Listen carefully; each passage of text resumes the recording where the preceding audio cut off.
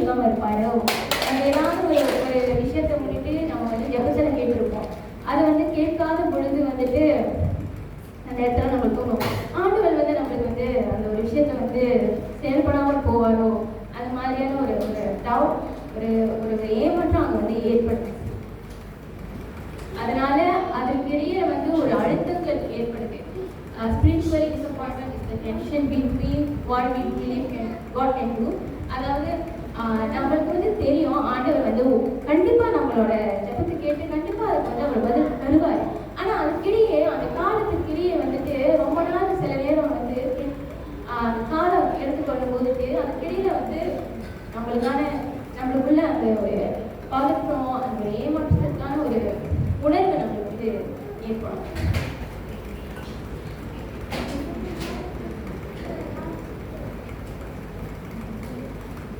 Even strong believers experience this.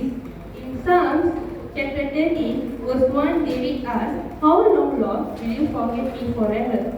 In Habakkuk, verse 1, verse 2 until 4, the prophets question God upon injustice. This shows disappointment is not lack of faith; it is part of the faith journey. சரி, நம்ம முதல்ல விளக்கம் கொடுத்த மாதிரியே இந்த மாதிரியான ஒரு நிகழ்வை வந்து நம்ம பைபிள்ல வந்து இடம்பெற்றிருக்கு. ஓகே, முதல்ல வந்துட்டு சங்கீதம் அதிகாரம் 13:1 வந்துட்டு தாவீது வந்து ஆண்டவருக்கு கேட்பாரு, கர்த்தாவே எதுவரைக்கும் என்னை மறந்திருப்பீர், எதுவரைக்கும் உங்களுடைய முகத்தை எனக்கு மறைப்பீர். ஸோ அந்த இடத்துல வந்து நான் சொல்லியிருந்தேன், நம்மளோட விண்ணப்பம், நம்மளோட ப்ரேஸ் எல்லாம் அக்செப்ட் பண்ணாத போது நம்மளுக்கு வந்து கடவுள் வந்து தேவன் வந்து அந்த இடத்துல வந்து காட்டாதபடி ஒரு அமைதி அங்கே வந்து இருக்கும் பொழுதுட்டு அதனால நம்ம வந்து ஏங்குவோம்ல. ஸோ அதனை குறித்து அந்த ஒரு ஏக்கத்தோடு அவர் வந்துட்டு ஆண்டவர்கிட்ட வந்து பேசியிருக்காரு. இரண்டாவது வந்து ஹபக்குக் வந்துட்டு கர்த்தாவே நான் எது வரைக்கும் உம்மை நோக்கி கூப்பிடுவேன், நீர் கேளாமல் இருக்கிறீர்.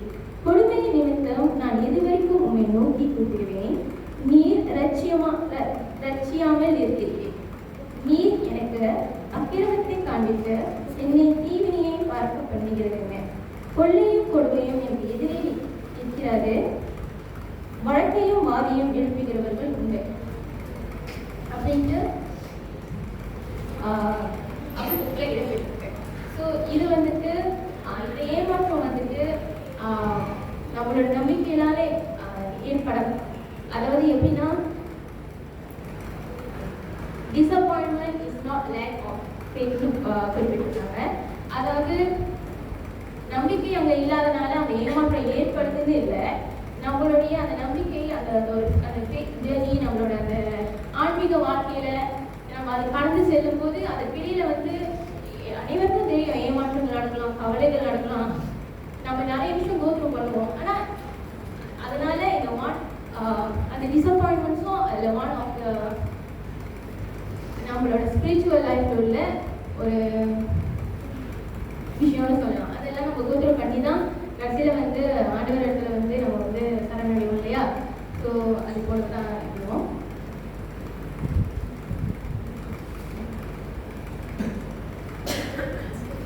What are delayed prayers?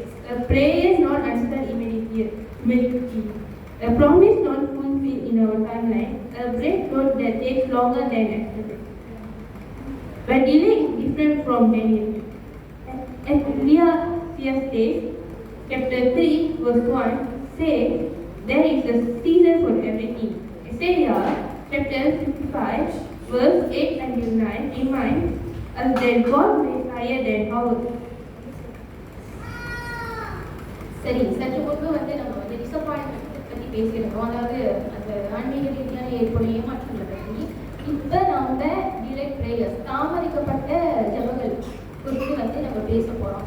அதாவது என்னென்ன விஷயம்லாம் வந்து நம்ம தாமதிச்சிருக்கலாம் அப்படின்ட்டு. முதல்ல வந்து ப்ரேயர் நோ அன்சர்ட் இமிடியட்லி. நான் ஆரம்பத்தில் சொன்ன மாதிரி நம்மளோட கோரிக்கை, நம்ம விண்ணப்பங்கள், நம்ம ஜெபங்கள் வந்து உடனே அதுக்கு வந்து பதிலடி ஆண்டு நம்மளுக்கு வந்து பதிலடி கொடுக்க உடனுக்கடியான அந்த ஒரு பதில் நம்ம கேட்காத போது அங்கே வந்து தாமதம் ஏற்படலாம். இரண்டாவது ஒரு வாக்கு, ஒரு நிறைவேறாத ஒரு வாக்கு, ஒரு காலத்துக்குள்ளார ஒரு வாக்கு கூட நம்ம வந்து தாமதிச்சுக்கலாம். அதோட breakthrough takes longer than expected. எதிர்பார்த்த அளவுக்கு ஒரு சில விஷயங்கள் வந்து ரொம்ப நாளுக்கு எடுத்துக்கொண்டு அது கூட நம்ம வந்து தாமதிக்கப்பட்ட இடங்கள்னு சொல்லலாம். ஆனால் ஆனால்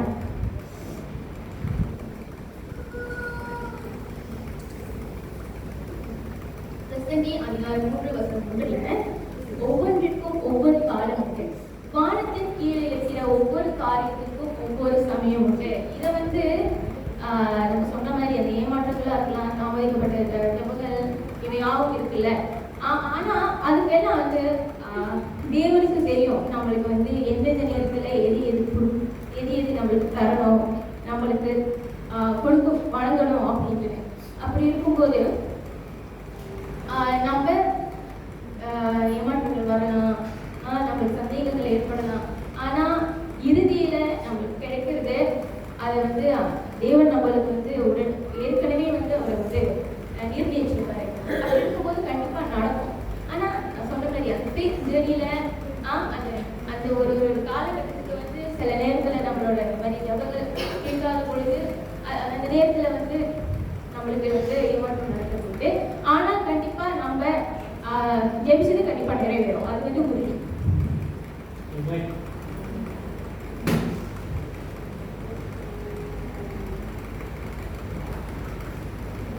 சரி, இரண்டாவது ஏசாயா அதிகாரம் 55:8 என் நினைவுகள் உங்கள் நினைவுகள் அல்ல, உங்கள் வழிகள் என் வழிகளும் அல்ல என்று கர்த்தர் சொல்லுகிறார். பூமியை பார்க்கிலும் வானங்கள் எப்படி உயர்ந்திருக்கிறதோ அப்படியே உங்கள் வழிகளை பார்க்கிலும் என் வழிகளும் உங்கள் நினைவுகளை பார்க்கிலும் என் நினைவுகளும் உயர்ந்திருக்கிறது. இது வந்து பர்சனலா வந்து எனக்கு ரிவர்ஸ் ரொம்ப பிடிக்கும். ஏன்னா எவ்வளோ ஒரு கடினமான நேரத்துல இருந்தாலும் நம்ம ஆண்டவரை கூப்பிட்டா அவருக்கு வந்து ஏன் ஆஃப் த டே வந்து நம்மளுக்கு கிடைக்க போகிறது நம்மளுக்கு கிடைச்சிடும். நம்மளோட பிரச்சனைகளை விட நம்மளோட நினைவுகளை விட அவர் பெரியவர். ஏன்னா அவர் வந்து இது சகலத்தையும் படைத்திருக்காரு, நம்மளை படைத்தவரே அவர் தான். அப்ப நம்மளுக்கு வந்து எது அப்படின்ட்டு அவர் தான் எப்பொழுதும் நம்ம தீர்மானிக்கும் பொழுது என்னதான் வந்து நம்ம வந்து ஒரு கவலைக்கு ஒரு உச்சத்துல போனாலும் அந்த நேரத்துல நம்ம நிறைய பேர் கைவிட்டாலும் நம்ம தேடி போறது தேவன் தான். ஸோ அந்த நேரத்துல வந்து எல்லாத்தையும் காட்டிலும் அவர் பெரியவரா நம்மளுக்கு இருக்கிறாரு. ஸோ என்னதான் நம்மளுக்கு நம்மளோட ஜேர்னில வந்துட்டு கஷ்டங்கள், துயரங்கள், ஏமாற்றங்கள், எவ்வளவு விஷயம் தாமதம் ஏற்பட்டாலும் இறுதியில அவர் நம்மளை கைவிடாம நம்மளுக்கு வேண்டியதெல்லாம் அவர் தருவார். அது உண்மை. ஸோ அடுத்த ஸ்லைடை வளைக்கிறதுக்கு சிஸ்டர் கிருஷ்ணா அவங்களை வைக்கிறேன். நன்றி.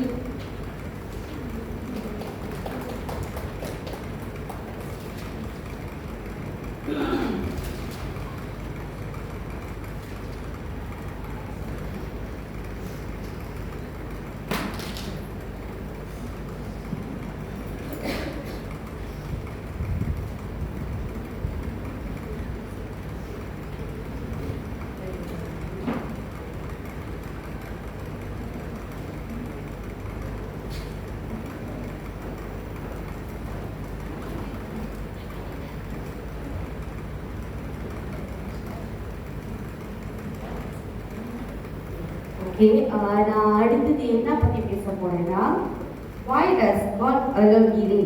கடவுள் ஏன் தாமதத்தை அனுமதிக்கிறார்? ஓகே, ஃபர்ஸ்ட் வந்து நமது குலநலனை வளர்க்க, to develop our character. First நம்மளோட எப்படி வந்து நமது குலநலனை வளர்க்கனா, ஃபர்ஸ்ட் வந்து பொறுமை. நம்ம வாழ்க்கையில் வந்து ரொம்ப நம்ம பொறுமையா இருக்கணும், நிதானம் தேவை. ரொம்ப கோவப்படக்கூடாது, ரொம்ப வந்து அவசரப்படக்கூடாது. எதுனாலும் எனக்கு இப்போவே வேணும், நம்ம எப்பவுமே வந்து நான் ப்ரே பண்ணா எனக்கு இப்பவே கிடைக்கணும், அந்த மாதிரி வந்து நம்ம எதிர்பார்க்க கூடாது, பொறுமையா இருக்கணும்.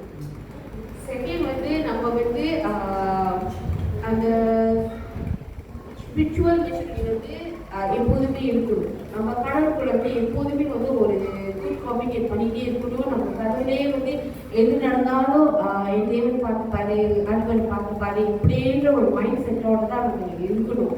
அதை விட்டுட்டு நம்ம இஷ்டத்துக்கு எதுவுமே நம்ம செய்யக்கூடாது. சரின்னா எனக்கு பிடிச்சிருக்கு நான் செய்வோம் அந்த மாதிரி நம்ம இது பண்ணக்கூடாது. ஓகே நான் அதை நினைக்கிறேன், இது வந்து என்னோட தேவன் நடத்தி வைப்பார் அப்படின்னு நம்ம அவருக்கு சார்ந்துதான் இருக்கணும். ரெண்டாவது வந்து சரியான நேரத்திற்கு தயாராகணும்.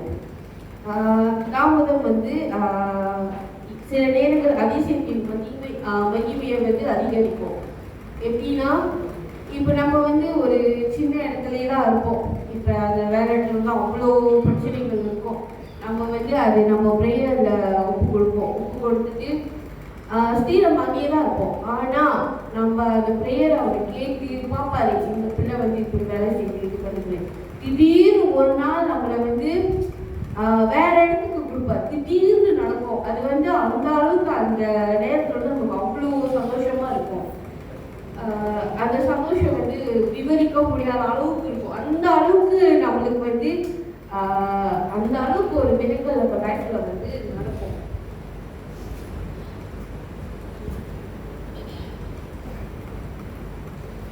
ஓகே, மூணாவது வந்து நமது விருப்பங்களை அவருடைய சித்தத்துடன் உத்திசைக்க. God is working to change us first, not our situation. தேவன் வந்து முதல்ல அவர் வந்து ஃபர்ஸ்ட் நம்மளை தான் வந்து மாற்ற பார்ப்பாரு. ஓகே, இது வந்து இப்படி இருக்கு. ஃபர்ஸ்ட் வந்து நம்ம வந்து இவங்களை மாற்றணும். சம்டைம்ஸ் வந்து நம்ம வந்து ரொம்ப டயர்டாக இருப்போம், ரொம்ப சோர்ந்து போயிருப்போம், நம்பிக்கையே இல்லாமல் இருப்போம், உடஞ்சி போயிருப்போம். ஸோ அந்த நேரத்தில் அவர் வந்து நம்மளுக்கு வந்து நிறைய மோட்டிவேட் பண்ணுவார். அவர் தான் நம்மளுக்கு சப்போர்ட் பண்ணுவார், நம்மளை ஊக்குவிப்பார், ஆறுதலாக இருந்து நம்மளை ஸ்ட்ராங்காக ஆக்குவார். அதுக்கப்புறம் தான் எல்லாமே தானாக நடக்கும். அந்த சிச்சுவேஷன்லேருந்து ஃபர்ஸ்ட் நம்மளை எப்படி நம்ம பார்த்துக்கிறோமோ அதுலேருந்து நம்ம வெளியாக்குறோமோ அதுக்கப்புறம் தான் நம்மள போது தேர்ச்சின பிறகு தான் அந்த மொத்த சிச்சுவேஷன் எல்லாமே அவரே கேட்க முடியும், அவரே அழகாக வழி நடத்துவார்.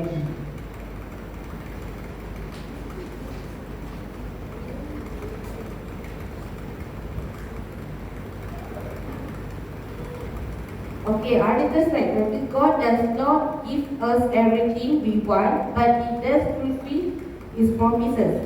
தேவன் நமக்கு நாம் விரும்பும் எல்லாவற்றையும் தரமாட்டார், ஆனால் அவர் தனது வாக்குறுதிகளை நிறைவேற்றுவார். தேவன் வந்து நம்ம எல்லாத்தையும் கேட்போம், ஆனால் வந்து எல்லாத்தையும் கொடுக்க மாட்டாரு. பிகாஸ் நம்மளுக்கு எது சரியோ தவறோ எல்லாமே அவர் தான் நம்மளுக்கு பார்த்து கொடுப்பாரு. நம்மளோட பிளான் விட அவரோட பிளான் உண்மையாகவே அவ்வளோ அழகாக இருந்ததுக்கோ நம்ம அவரை நம்பணுமாக அவர் நம்ம வாழ்க்கை வந்து உண்மையாகவே அவ்வளோ அழகாக அவரை வந்து செம்மைப்படுத்துவார். ஸோ இதுதான் வந்து என்னுடைய இருக்காங்க. அடுத்தது அம்மா